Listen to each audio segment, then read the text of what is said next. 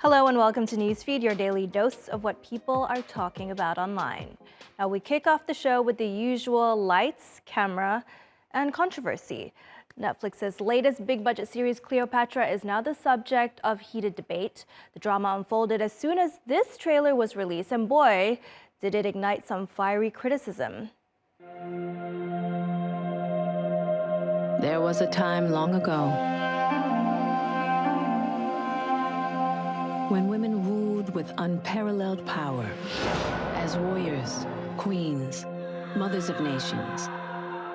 It's possible that she was an Egyptian. I imagine her to have curly hair like me and a similar skin color. I remember my grandmother saying to me, I don't care what they tell you in school, Cleopatra was black.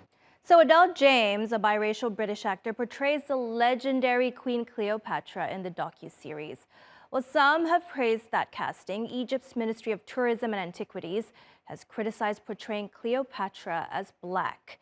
It released a lengthy statement saying that Cleopatra had light skin and Greek features, and a tenacious Egyptian lawyer even went as far as filing a lawsuit against the series. An Egyptian lawyer is suing Netflix for portraying Queen Cleopatra as a black woman. Number one, that Queen Cleopatra was not even African but Greek.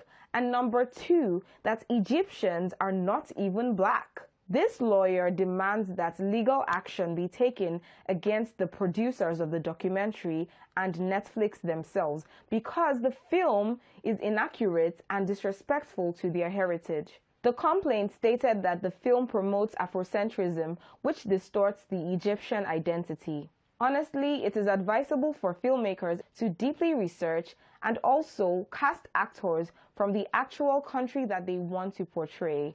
Yes, that would be ideal, wouldn't it? But this isn't even the first time we've witnessed a casting controversy unfold.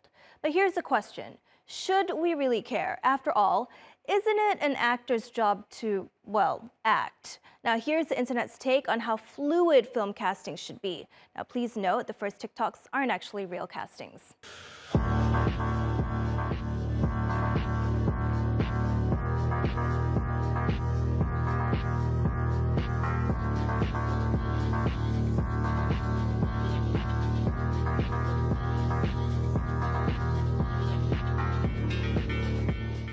This is not the black representation I want or need. How hard is it to tell black story or just to create new ideas and concepts that can originally feature black people?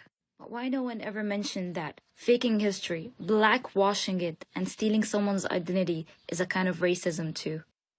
Let's rewind the clock and take a trip down memory lane as Hollywood has been telling Cleopatra's story for eons.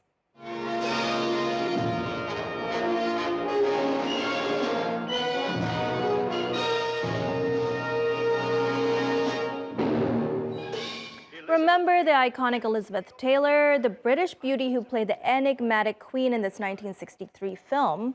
Well, some critics argue that while Hollywood often plays fast and loose with how it portrays ancient Egypt, there is a line between fiction and documentary. Egyptian officials say since the Netflix film falls into the documentary category, it should be based on historical and scientific facts. And now, Egypt is planning to launch its own series on the pharaonic ruler.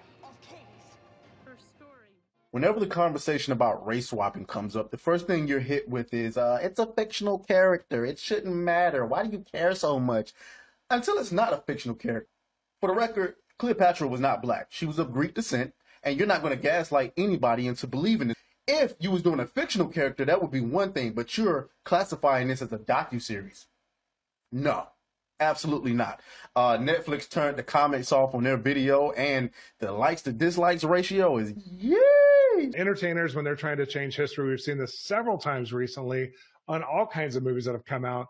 It's just they can't take their own creative license because what happens is, you know, if they're not put in check, then Egypt loses its history. It's really important that we protect the rights and protect the history of countries and their legacy because we learn from it. The subject of this next story also struggles with fact and fiction. Now, a day after being arrested on 13 charges in the U.S. that include fraud and money laundering, Congressman George Santos has signed a deal with Brazilian prosecutors to avoid criminal charges over forging stolen checks in 2008. Resolution of the case means the embattled Republican rep no longer has to fly to Brazil to resolve pending charges, something complicated by the fact that he had to surrender his passport after recent charges in the U.S. Now, his legal troubles are far from over. This week in New York, Santos was released on a $500,000 bond after pleading not guilty to charges he stole from his own campaign and lied to Congress about being a millionaire while collecting unemployment benefits during the pandemic despite earning a six-figure salary. No surprise, right, from a man who's been repeatedly caught out for lying about his education, religion, and family. I'm going to fight my battle. I'm going to deliver. I'm going to fight the witch hunt. I'm going to take care of clearing my name, and I look forward to doing it. I've been complying throughout this entire process. I have no desire not to comply at this point. They've been gracious in there. Now I'm going to have to go and fight to defend myself. Okay, George, even if the American public gives you the benefit of the doubt on this one, what about all the other lies you've been caught out on?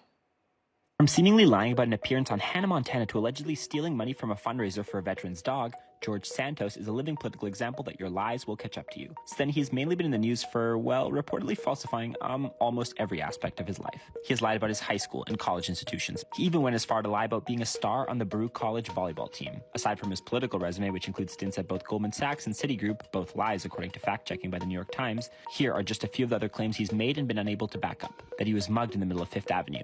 That he's been the target of assassination attempts, and that he survived a brain tumor. Santos also falsely claimed to have Jewish heritage. He also brings those in his life into the web. He allegedly stole money from a disabled veteran who came up to him to help fund a life-saving surgery for his dog. He has denied this. He also claimed that his mother had died as a result of the 9/11 tragedy, but no records exist of her working at the World Trade Center. The man with seemingly Teflon-like resistance has called the latest charges a witch hunt. And his legal woes may see more rank-and-file members of the Republican Party call for his resignation. But unless 2/3 of Congress vote to expel him, George Santos can pretty much continue with business as usual. And who needs Congress when you have loyal supporters? Well, FYI, this next clip is a parody from The Daily Show. We here in New York's 3rd District voted for Congressman Santos because he's a fighter. And not just as a politician, but as a boxer who beat Muhammad Ali in 1972. It's a great fight. Come on, Tommy!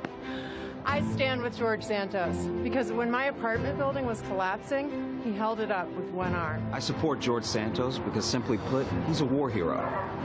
Who also invented the window. I'm voting for Santos because he cares about seniors. And as an 87-year-old woman, that's important to me. I stand with Santos. Yup, even me. Academy Award winner Morgan Freeman. I stand with Anthony Santa Stivolder. To George Santos. I stand with George Santos.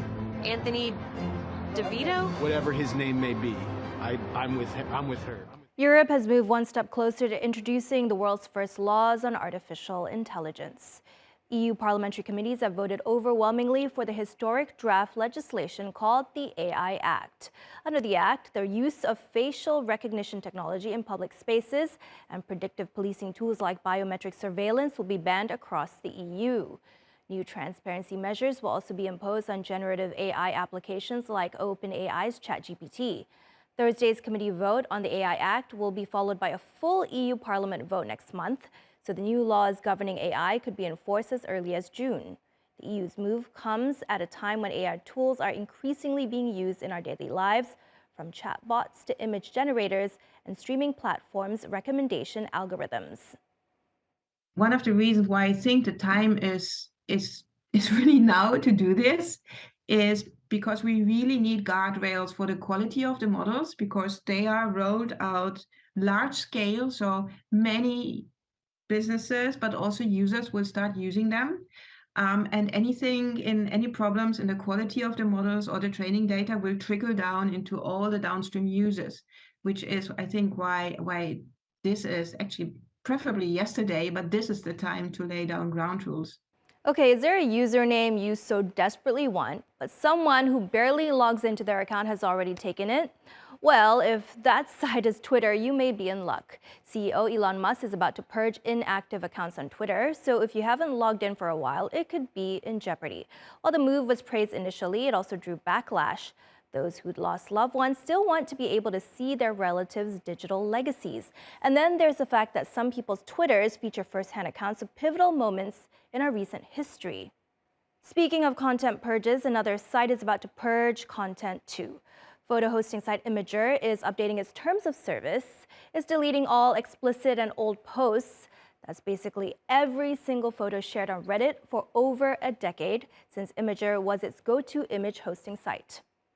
The new changes to their terms of service include the deletion of any content posted by unregistered users, which is safe to say is a great part of all the images posted to the platform. And according to some, Imager already got a head start in this policy change. Look, I don't want to see only the negatives, but I mean, this is going to go down just like Tumblr did, right? If so, I hope they change their minds for their sake and the internet's.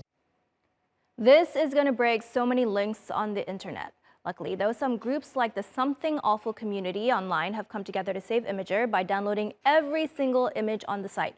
But this whole deal shows how you can't really rely on everything to be on the internet forever. It's all up to the longevity of the host site. Considering how big of a role the internet plays in our lives, it's upsetting to think that we may not be able to preserve pivotal parts of our digital culture.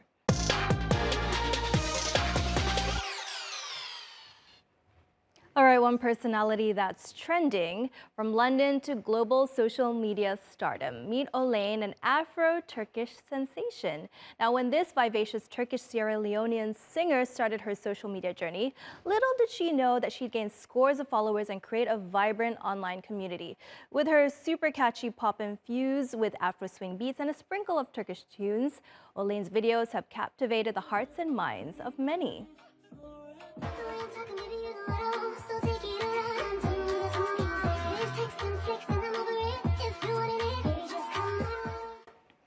Dubbed the Afro-Turk on social media, her TikTok videos are a virtual kaleidoscope of her colorful life, music promotions, family, and fusion of cultures. And she is not a one-woman show either. Olané's biggest fan, her Turkish mother, frequently makes appearances in her videos dancing to her daughter's music or teaching Turkish sayings. Babaanne, say merhaba. Merhaba. Merhaba. What does the word like dangalak mean? Akılsız, düşüncesiz, kimse anlamında. So what, dangalak is another word of saying like stupid then? Hayır Ege, stupid demedim, dinlemiyorsun.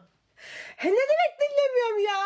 Akılsız, düşüncesiz, kimse anlamında. There's this saying in Turkish that describes someone of my personality, and it is bir tahtası eksik.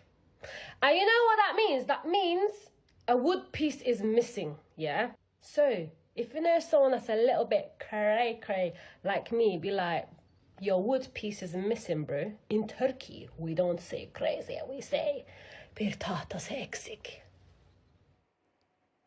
Plus, in every post, Olané effortlessly showcases her striking individuality, style, and beauty. Scroll through her comments and you see lots of praise for her look and, of course, hair.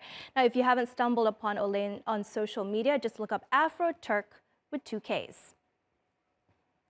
That's our show. Find us on YouTube and do subscribe to our channel. See you soon.